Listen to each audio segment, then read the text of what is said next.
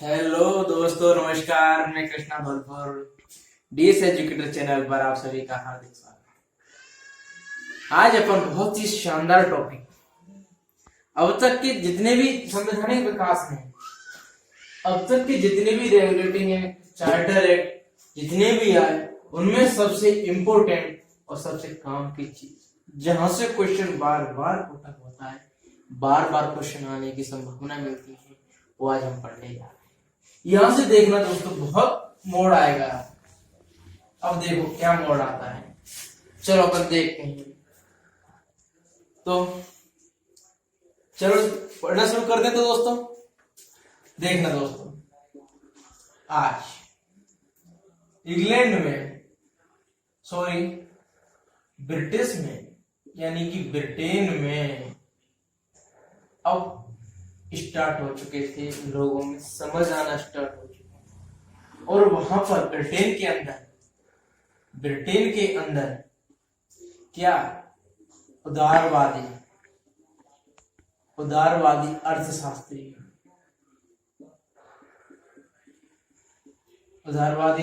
हुए, मानवतावादी हुए और उपयोगितावादी।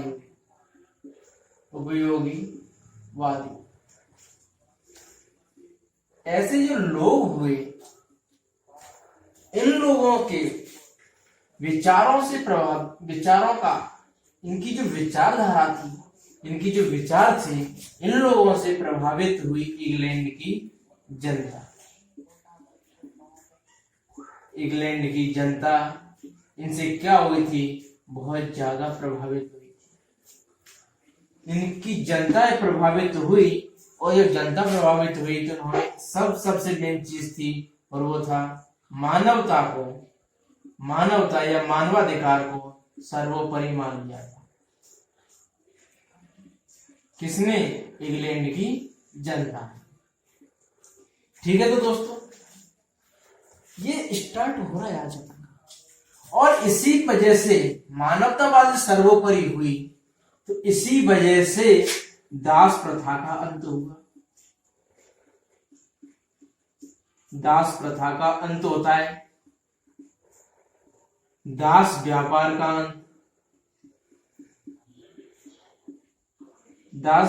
का अंत होता है, और तीसरी एक और चीज आती है, यहीं से निकल करके आती है, और वो आती है प्रेस को स्वतंत्रता मिली।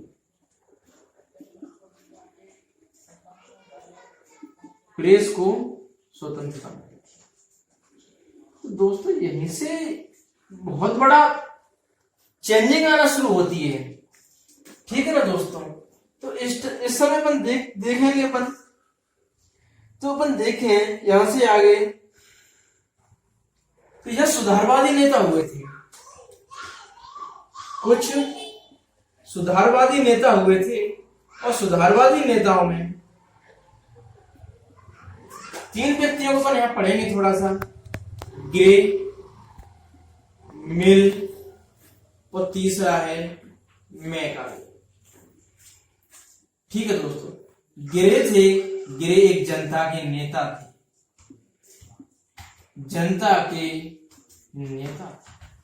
ये जनता की आवाज को संसद तक पहुंचाते थे। मिल थे, इनका पूरा नाम था जेम्स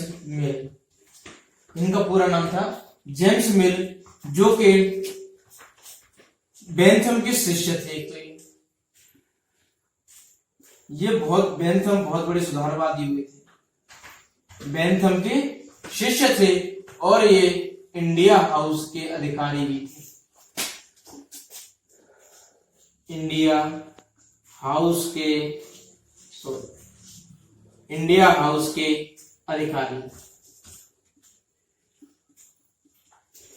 इंडिया हाउस के अधिकारी का मतलब एक संचालक मंडल होता था, हमने पढ़ा था इसको। संचालक मंडल के कार्यालय में एक इंडिया हाउस होता था, इसके कार्यालय में ही एक इंडिया हाउस नाम का एक कार्यालय होता था, और उसमें कौन थे? ये जेम्स मिल कौन थे? अपने अधिकारी थे। मैकाले संसद के सदस्य थे, संसद के सदस्य होते थे। ठीक है दोस्तों, इतना होगा। सुधारवादी पार्टी गृह जनता के नेता थे, जेम्स मिल बेंथम की शिष्य और इंडिया हाउस के अधिकारी थे, और मैकाले संसद के सदस्य थे। अब देखते हैं अपन, अब आए अपन तो वास्तव में ये बिल पारित करने का मुख्य मुद्दा क्या था। तो मुद्दा ये था उस टाइम का कि जो ईस्ट इंडिया कंपनी है, ये व्यापारिक कंपनी के साथ साथ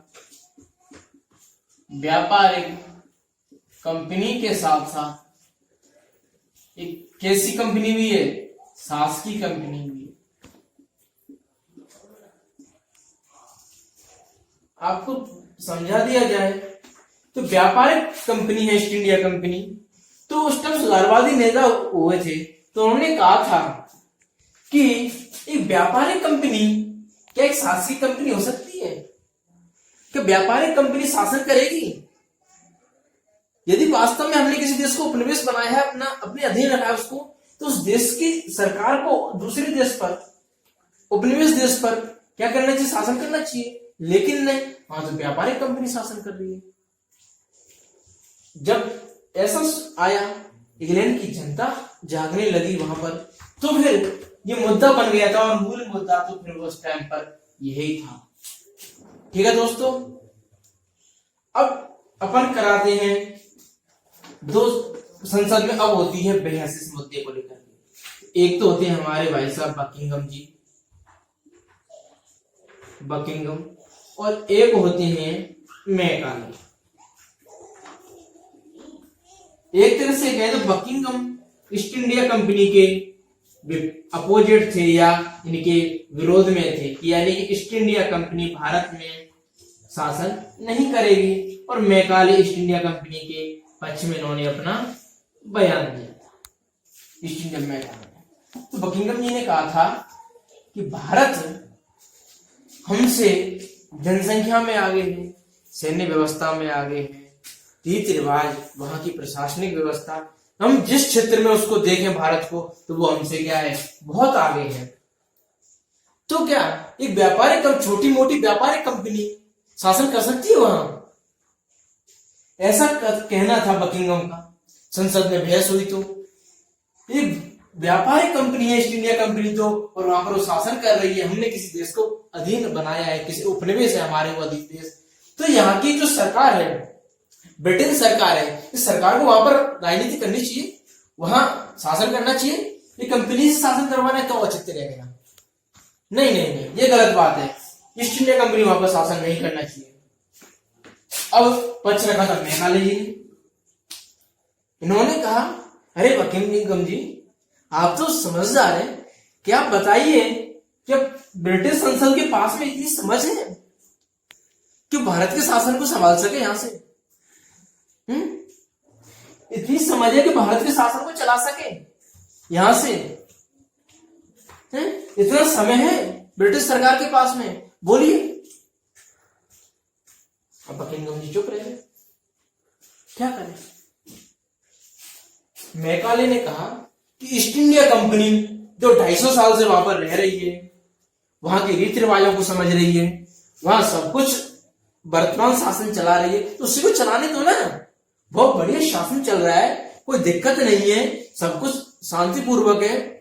तो मैकाले ने एक बात कही थी, आप सुधारवादी बनते हो, मानवतावादी बनते हो, अरे वहां पर जाकर के देखो कि वहां पर तो भारत में इतने सारे युद्ध हो गए, ब्रिटेन में किसी को खबर नहीं पड़ी, और आप कहते हो मानवतावादी हो गए। कैसे? जो कंपनी चला रही है उसको चलाने दो। तब जाकर के ईस्ट इंडिया, मैकाले ने ईस्ट इंडिया कंपनी के पक्ष में रखा ये पक्ष, और अब दोनों के पक्ष में, अब संसद को ये प्रॉब्लम आ गई, अब वो किसके पक्ष में जाए? अब वो ईस्ट इंडिया कंपनी के विरोध में जाए या ईस्ट इंडिया कंपनी के पक्ष में जाए? यानी कि बकिंघम जी तो ईस्ट इंडिया का विरोध, यानी कि जनता का पक्ष रखा था। ये तो जनता का पक्ष कह सकते हैं, और इसको कह सकते हैं अपन कंपनी का पक्ष। ये हो सकता। तो संसद ने कुछ संशोधन किए, कुछ तो मानी जनता की बात और कुछ मानी किसकी बातें, कंपनी की बातें। और इस तरीके से इन्होंने कह दिया लास्ट में, भैया कंपनी को तुम 20 साल का और दे दो, व्यापारिक अवधि 20 साल और बढ़ा दो इनकी, इनको 20 साल का परमिट और जारी कर दो, फिर ये और चलाएंगे शासन को। तो ये बात इन्होंने मान ली और जैसे कुछ व्यापार वगैरह का मामला कम कर दिया। तो अपन आगे चल करके पढ़ेंगे। ठीक है दोस्तों, स्क्रीनशॉट लेना चाहो ले सकते हो।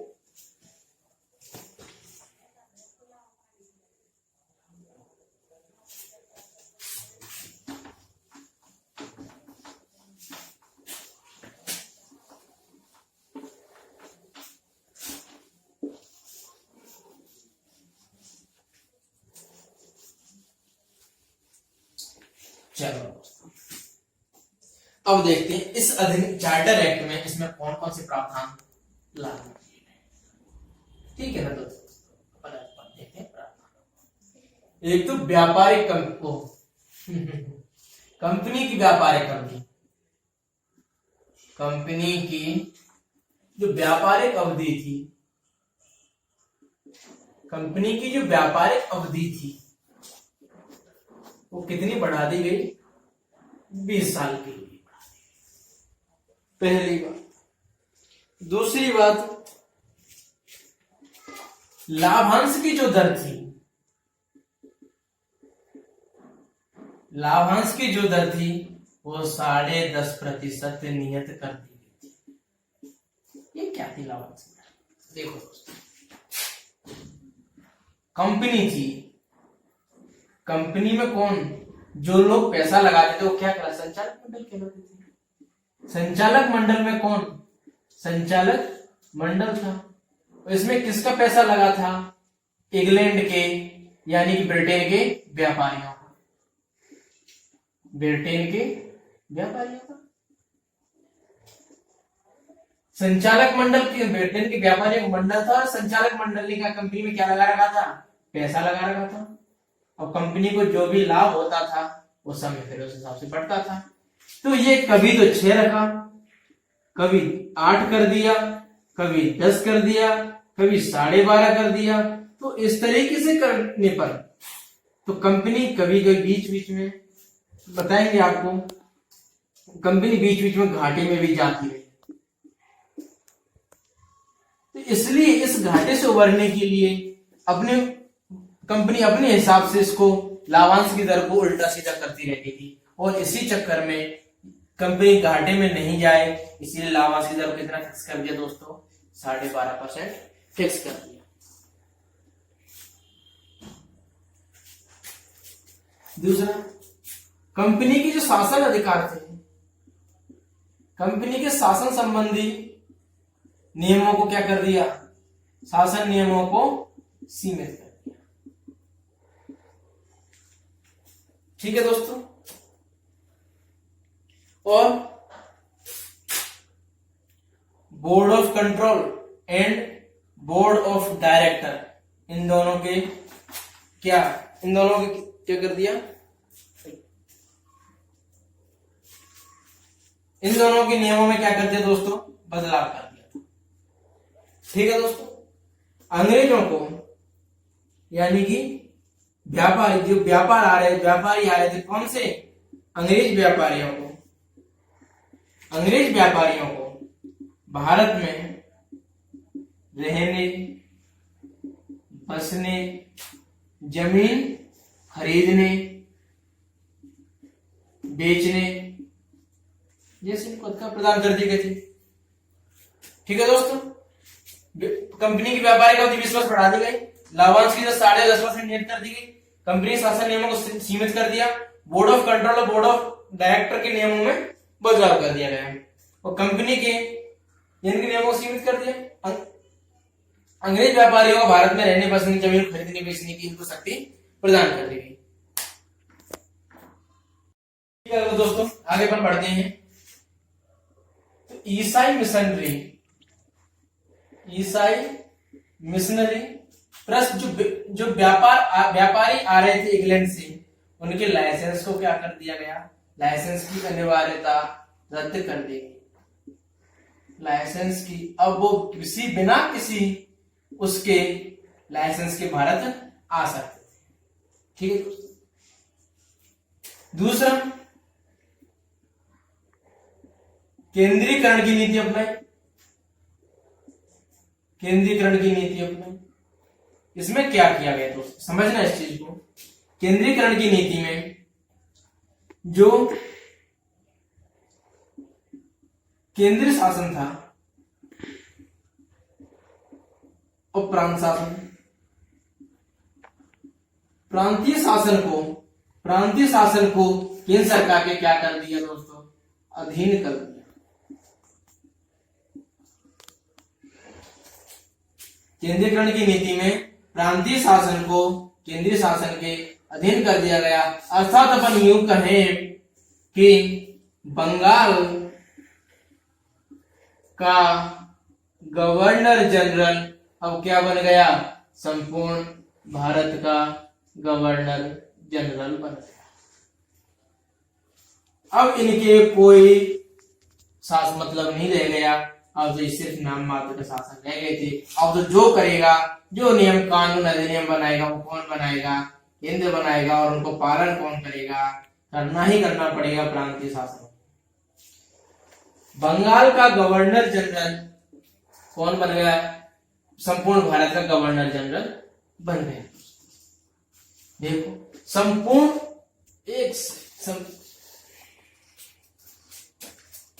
जो बंगाल का गवर्नर जनरल था ना, बंगाल का गवर्नर जनरल जिस संपूर्ण भारत का बन गया,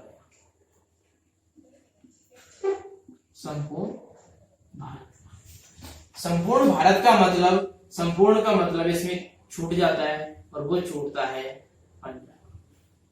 पंजाब को छोड़कर बंगाल का जो गवर्नर जनरल था वो क्या, संपूर्ण भारत का गवर्नर जनरल बन गया। एक था, हमने पढ़ा था, यहां है भारत का गवर्नर जनरल, एक पढ़ा था भारत का गवर्नर जनरल, भारत का गवर्नर जनरल। तो भारत का आता है, यदि आपसे पूछता है कि भारत का गवर्नर जनरल कौन था, वो था वारेन हेस्टिंग, वारेन हेस्टिंग। और संपूर्ण भारत का आ जाए तो वो हो जाएंगे आपके विलियम बेंटिक। और वो पंजाब, सॉरी ये कौन बना, ये बना था विलियम बेंटिक। ठीक है दोस्तों, शब्दों का फेर है बस। संपूर्ण भारत का पूछ लेता है तो विलियम बेंटिक आ जाएंगे, और केवल भारत का पूछता है तो वो आ जाएंगे भारत वारेन हेस्टिंग, क्योंकि उस टाइम पे मुंबई और मद्रास इन दोनों पे शासन किसने किया था, प्रेसिडेंशियल को अधिकार किया था उस टाइम पे 1773 के अंग्रेज टाइम में। उस टाइम वारेन हेस्टिंग बन गए थे, और अब आज संपूर्ण भारत का गवर्नर जनरल बनता है विलियम बेंटिक बनता है। ठीक है दोस्तों, जब ये पढ़ गए तो इनको कह दिया कि भैया अब तुम्हारे पूरे शासन संबंधी है, तुम संपूर्ण भारत के गवर्नर जनरल बन गए हो, तो सब कुछ तुम्हारे ही हाथ में, सब कुछ तुम्हारे हाथ में। तो सैनिक और असैनिक, सैनिक व असैनिक संबंधी कानून प्रावधान जो भी है वो सिर्फ किसके हाथ में आ जाएंगे, गवर्नर जनरल के हाथ में। यानी कि संपूर्ण भारत का गवर्नर जनरल बंगाल का गवर्नर जनरल बन गया। ठीक है ना। अब एक सेकंड आप स्क्रीनशॉट ले लीजिए, मैं उठाऊंगा फिर।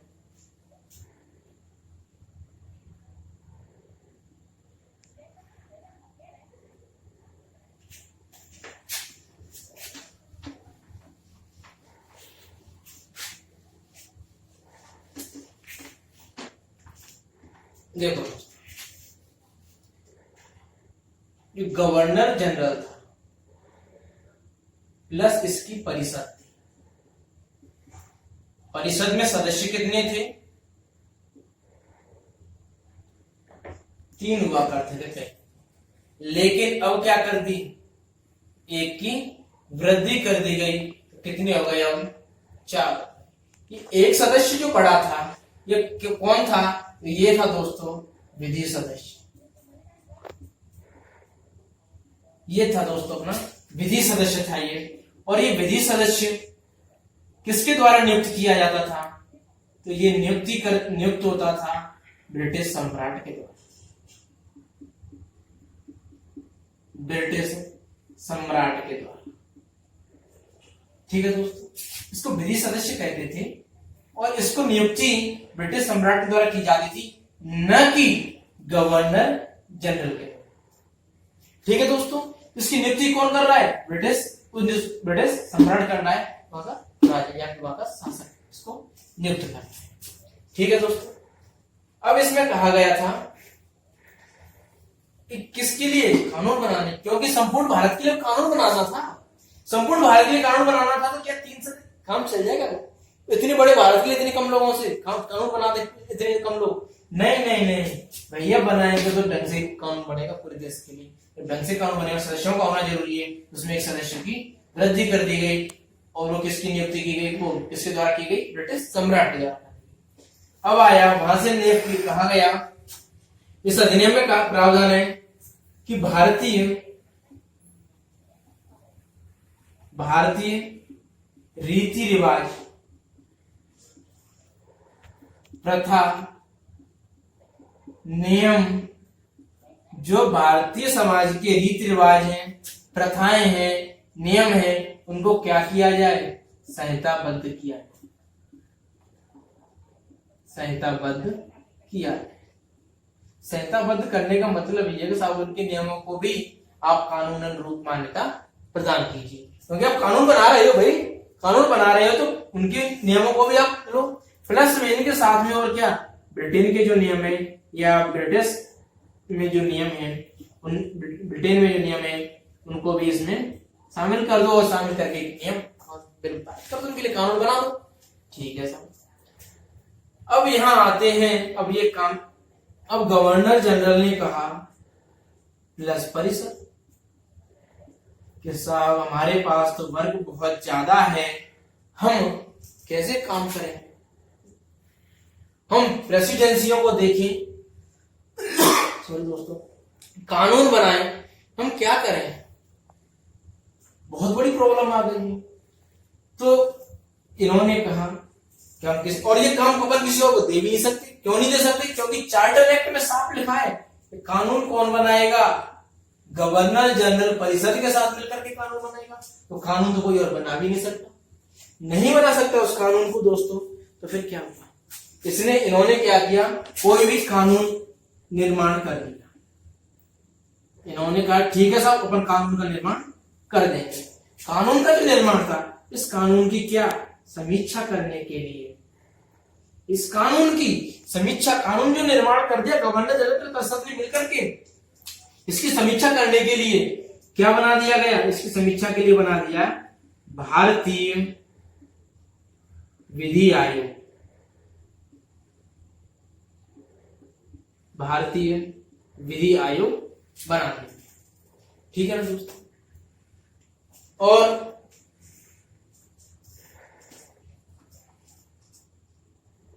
और यहीं से जब अपन आज वर्तमान में देखते हैं, भारत का जो आदर्श कानून है आज का भी, वो यहीं से चलता है, 13 एक्ट से चलता है। इसमें जो कानून थे उनको ही नियम लाए। जैसा अपन पढ़ते हैं ना दोस्तों, आईपीसी की धारा, सीआरपीसी, ये सारी चीजें किसकी हैं? ये यहीं से निकाली गई हैं। ये यही सर्वप्रथम बार इनका उल्लेख कहां किया गया था? यही किया गया था। सीआर, इसका मतलब है आईपीसी में कि गलत क्या है, गलत क्या है।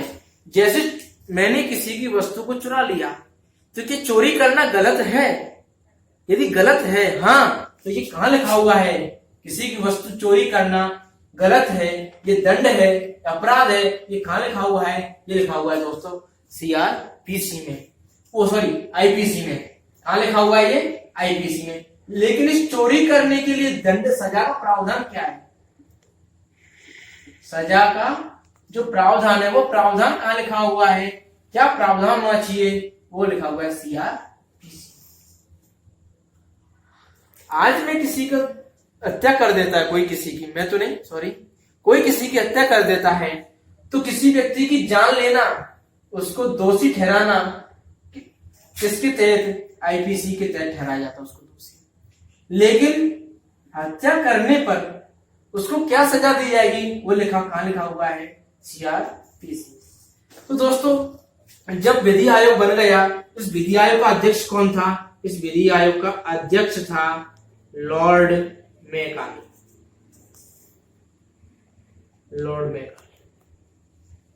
हाँ तो दोस्तों विधि सदस्य जो चुना गया था ना, वो यही लॉर्ड मैकाले थे, जिनको ब्रिटिश सम्राट ने इनको नियुक्त किया। उसे चुनना भी था क्योंकि इन्होंने कंपनी का पक्ष रखा था, लॉर्ड मैकाले ने। तो ठीक है दोस्तों, और ये सीआरपीसी आईपीसी किसकी देन है? लॉर्ड मैकाले की देन है। और इनको जब लिखना शुरू किया गया, इनको प्रलेख के रूप में लिखना शुरू किया। प्रलेख लिखना शुरू किया गया जो 1837 में प्रारंभ किया गया। काफी संशोधनों के बाद यहां से तो ये प्रारंभ हो गया, और 1860 में काफी संशोधनों के बाद ये लागू हुआ था। अपन पढ़ रहे थे दोस्तों, अभी बताया था केंद्रीकरण की नीति। केंद्रीकरण की नीति में जो प्रांतीय सरकारें थी, केंद्रीकरण की नीति में जो प्रांतीय सरकारें थी, उनको उनके सारे वित्तीय मामले कौन देखता था? वित्तीय मामले केंद्रीकरण की नीति में प्रांतों के जो वित्तीय मामले थे, प्रांतों के वित्तीय मामलों को कौन हैंडल कर रहा था? केंद्र कर रहा था।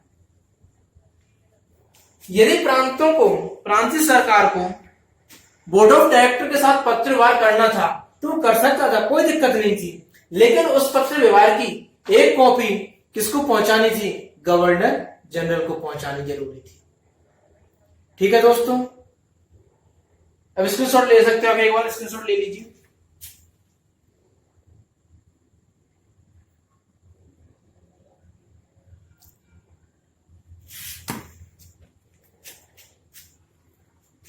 गवर्नर जनरल परिषद मिल गए। इसके बाद में एक कहा कि यार बंगाल का भी तो देखना है भी तुमको, तो बंगाल के लिए एक डिप्टी गवर्नर जनरल की प्रावधान कर दिया गया था। गवर्नर जनरल ने पद बना दिया कि ये सब यहाँ के लिए, कहाँ के लिए? बंगाल के लिए बना दिया। ठीक है दोस्तों, इसको सॉल्व।